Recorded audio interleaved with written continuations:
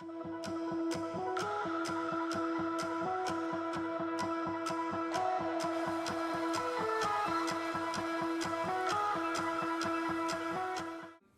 going on, guys? This is Joe Young coming at you another video today. Today, obviously, we're going to be giving you guys an update on the fish tanks for the week, and then also I have some announcements to make. So first off, I started an Instagram specifically for this channel. I did have a personal one that I was kind of doing half and half with my random personal life, and then with some aquarium stuff. I went ahead and just opened up another one. It's just Joey Young _ aquariums. And that's the Instagram tag. If you guys want to follow it, follow it. Some of you guys already followed me and found me, I guess. And that was even before I posted, any pictures. So if you guys like to follow me on Instagram, definitely follow me there. I'm going to be trying to take a lot more pictures and post them on there. Obviously aquarium related. So if you guys like to see pictures, make sure you guys follow. If you guys already saw my last video, you guys already know that I got a new GoPro.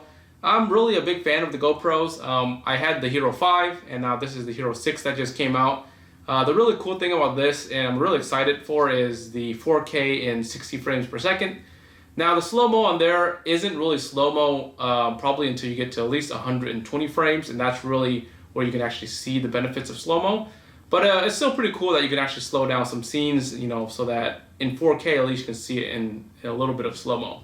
I've already tested some footage on the new GoPro at 60 frames per second at 4K, and it is ridiculous. Like, the image is like so sharp, so nice. I wish that YouTube could actually handle 4K and 60 frames per second, because I will be uploading more of that, via this camera.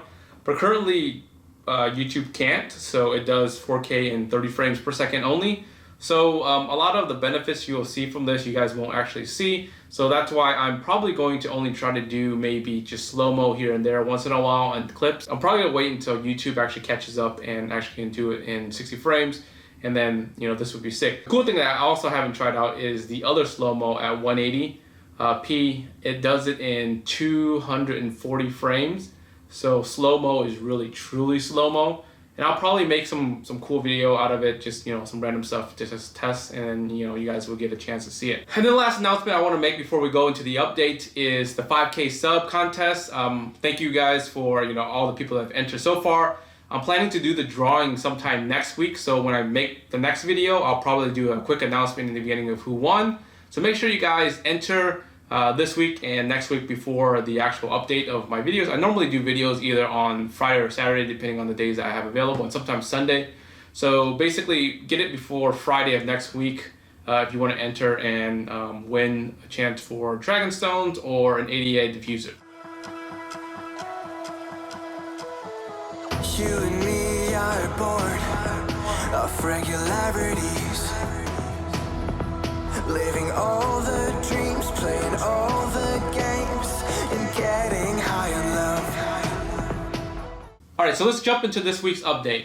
So for this week's update, last week I actually went out and refilled my CO2 tank for the rack outside for the first time, and it actually took about a month before that CO2 was empty. So a 10-pound CO2 tank out in the 220-gallon tank takes about a month before it burns out. So I went to my local brewery where they have CO2 refills. I went ahead and refilled it. But the thing is, I completely forgot that my other CO2 tank in my 60p was running out, and this is only a 5-pound tank. And I could have just done it, together, but I just completely forgot. So basically this week I had to do the same thing. I went out there, got it refilled, went back in, and actually threw it back onto the 60p.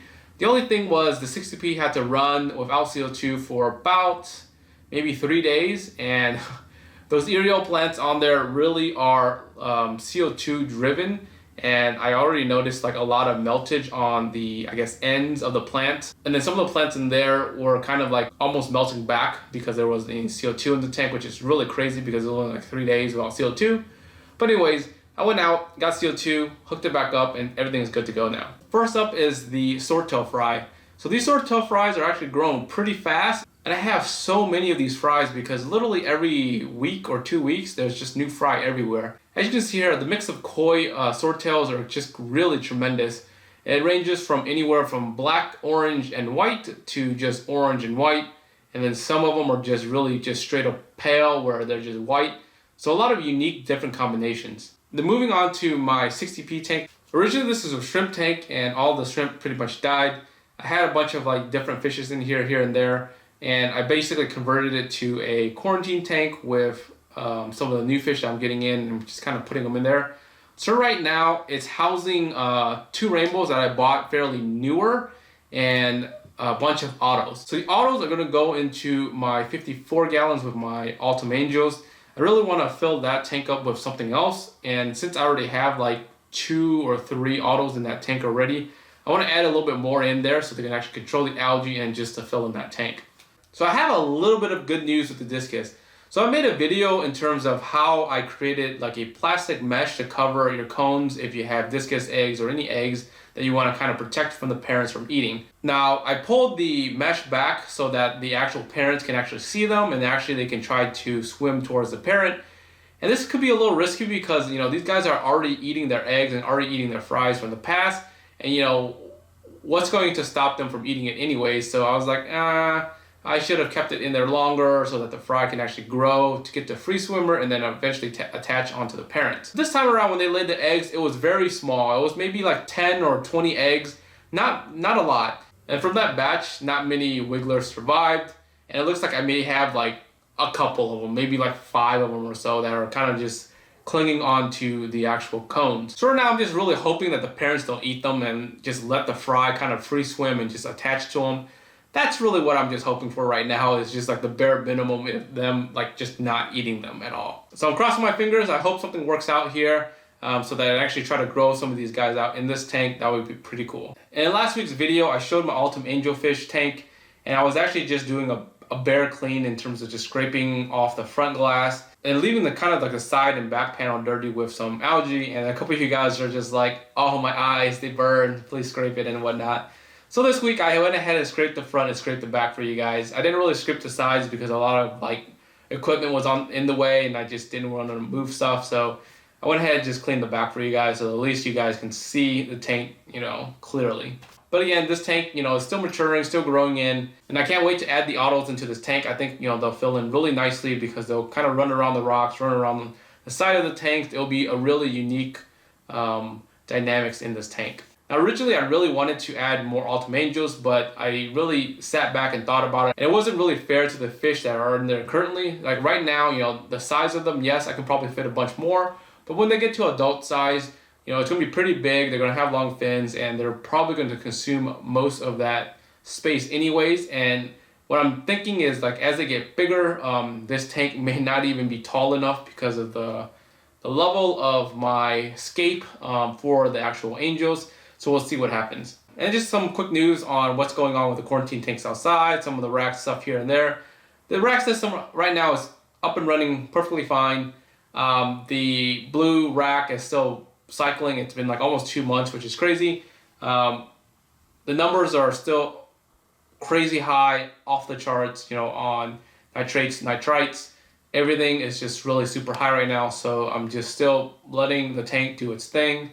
While it's doing its thing, you know, I'm testing here and there. Once that number hits 0, I'm going to add in that lightning maroon clownfish, and I'm going to start adding stocks in there. But right now, I don't really want to risk anything. Like, the levels are low enough where I can add fish in there where they're probably like really low in stress, but I just don't want to risk it at all. The green rack outside is growing tons of plants right now. There's still plenty of plants available. I did sell a bunch of them, but again, if you guys are still interested in some rare, unique plants, especially the Pogo Kimberleys, make sure you guys check out pureaquatic.com to buy your own plant. And a couple other livestock that I got outside that's just kind of waiting. I got some cleaner shrimp and then some snails and then some peppermint shrimp kind of sitting in that quarantine tank outside waiting for the rack system to cycle. So once they're cycled, I can actually toss those guys into the individual tanks so they can actually start doing their thing and actually munch on stuff and actually control a lot of the detritus and a lot of the debris that's kind of floating in that tank. So I ordered some fish online a few weeks back,